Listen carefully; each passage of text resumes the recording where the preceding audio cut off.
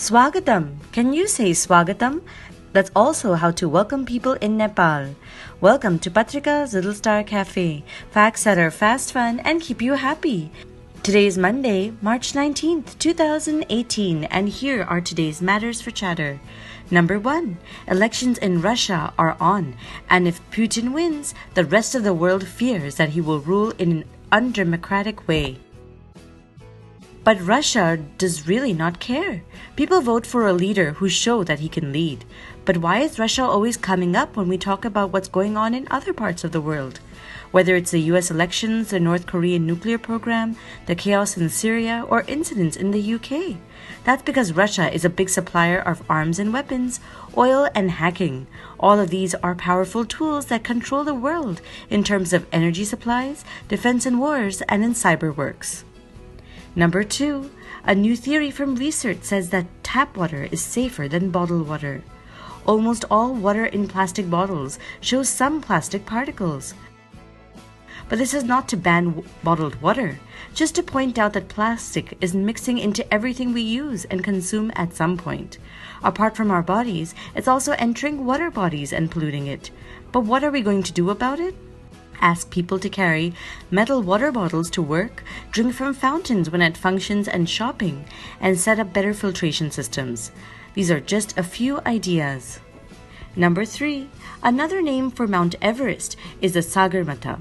Sagarmatha Pollution Control Committee is on a mission now to clean up Mount Everest. Last year, about 100,000 people visited Mount Everest, of which 40,000 were mountaineers or trekkers. These people leave behind bottles and other trash, though it's not allowed. The only thing allowed is an oxygen cylinder, and even those are left behind. Usually the Sherpas clean up, but now the Sagarmatha Pollution Control Committee has taken matters in hand. About 1,200 kilograms have been cleared up over time, but still 100 tons are left to be cleaned up. Human bio-waste is also a growing concern. You know what that is, right? And now for today's mega matter. The protein found in the milk of a platypus can be very effective to create a new type of medicine like an antibiotic. Huh? What is a platypus and why would anyone want to drink its milk, right? A platypus is a mammal and is only one of 2 mammals that lays eggs. But as a mammal, it also feeds its young milk. It's part of a group called the monotremes. What's strange is that it doesn't feed its young milk through its udders like a cow or directly like humans. Instead, it sweats out the milk and then gives it to its babies. When it sweats out the milk and feeds its young, it exposes the milk to a lot of bacteria. But that is what makes it so powerful.